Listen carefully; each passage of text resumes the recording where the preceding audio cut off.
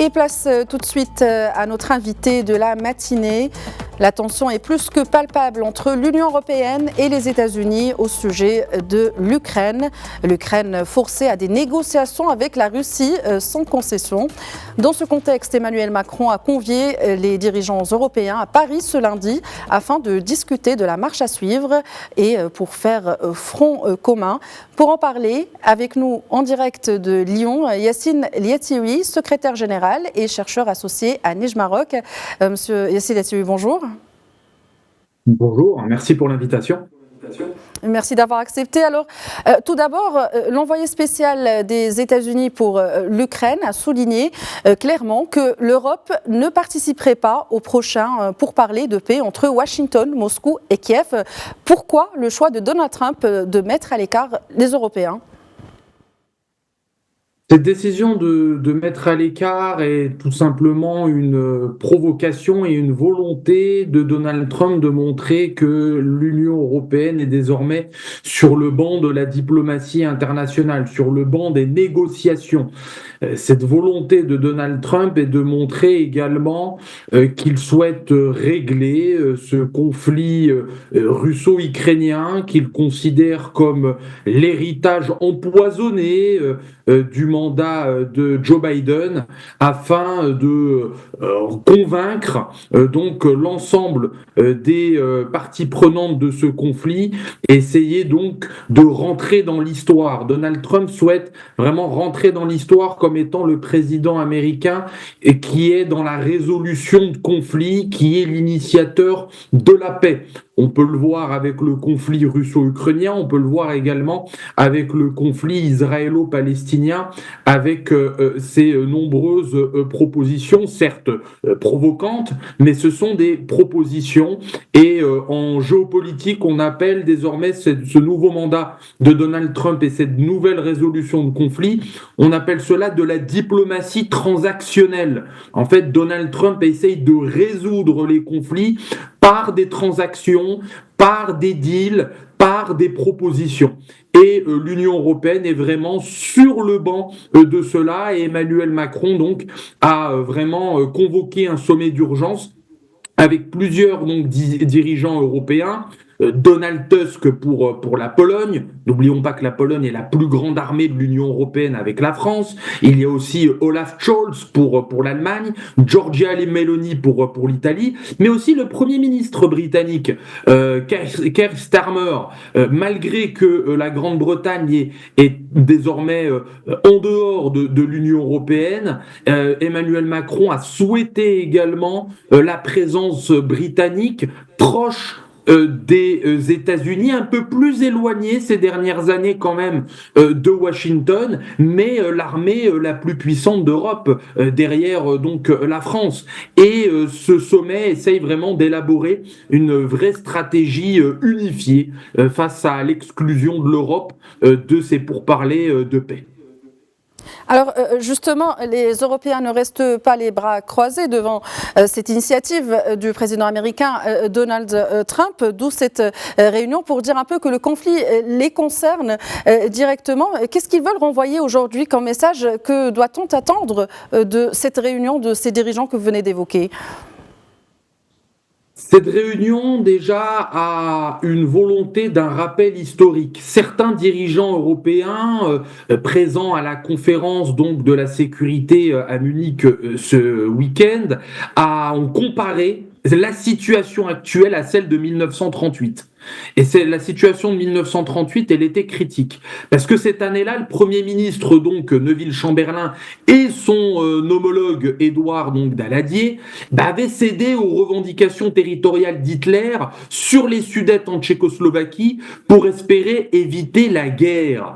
Et donc, on compare la situation actuelle de cette diplomatie transactionnelle voulue par Donald Trump avec Vladimir Poutine à cette situation critique juste avant la Seconde Guerre mondiale. Et donc l'Union européenne envisage réellement de renforcer son soutien militaire donc à l'Ukraine, un soutien aussi économique, et pour que tout simplement ces 3 ans de guerre qui approchent, parce que nous allons malheureusement fêter bientôt les 3 ans de guerre entre la Russie et l'Ukraine, afin de peser davantage. L'Union européenne veut peser davantage par son soutien militaire, par son soutien économique, et une volonté également d'insister, d'inclure l'Ukraine, d'inclure également Bruxelles dans toutes les négociations pour garantir une paix durable et pour surtout éviter un accord défavorable aux intérêts européens. Et les accords défavorables, c'est la cession du Donbass ou encore de la Crimée à la Russie.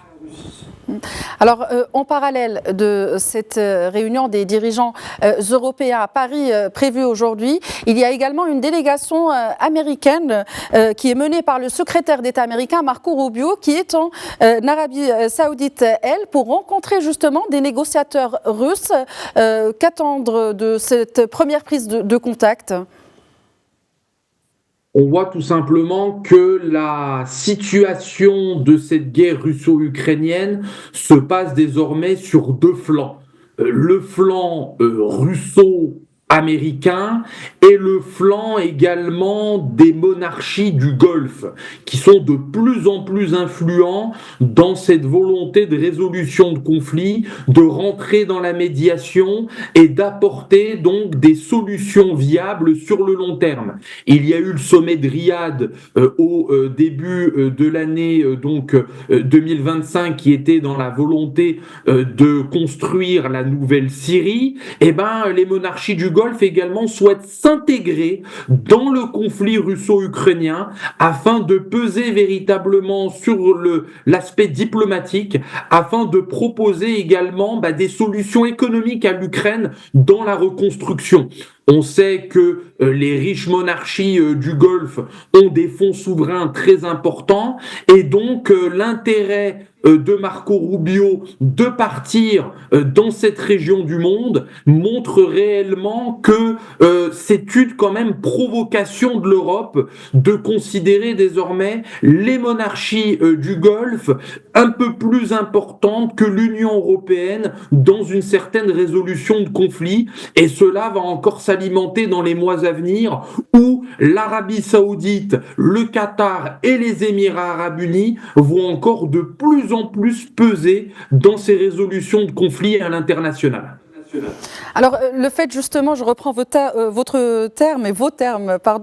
le fait que le dossier ukrainien se passe aujourd'hui sur 2 fronts, qu'est-ce que ça change pour la guerre en Ukraine sur le terrain et sur le dossier ukrainien ? Est-ce qu'aujourd'hui, on s'attend à une résolution plus rapide de ce conflit, et en faveur de qui ? Quand on voit Zelensky qui rejette catégoriquement les propositions américaines qui visent à échanger le soutien militaire contre un accès privilégié aux ressources en terres rares de l'Ukraine, on voit que pour l'instant, on est dans un statu quo. Sur le terrain, les conflits sont encore très importants. On a encore vu ce week-end plusieurs bombardements très importants sur les 2 flancs, sur le flanc russe et également sur le flanc ukrainien, dont un bombardement au sein de la centrale nucléaire de Tchernobyl. Et un vrai souci également pour le continent européen par rapport à cette radioactivité qui peut être une réelle menace également pour la prospérité et la pérennité de l'Europe.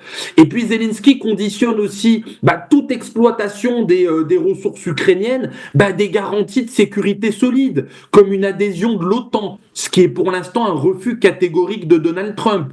Où Donald Trump également provoque les pays membres de l'OTAN, les pays européens, dont la France par exemple, d'augmenter son budget militaire à hauteur de 5% afin d'avoir encore une certaine légitimité de cette coopération transatlantique qui est de plus en plus fragilisée. Et puis Zelensky essaie de proposer également ce rêve qui est là depuis plusieurs décennies, c'est le rêve de l'armée européenne. Mais cette armée européenne n'arrivera jamais, et encore moins dans ce conflit russo-ukrainien, tant les aspirations nationales de garantir une certaine souveraineté sur l'aspect militaire est encore trop présent.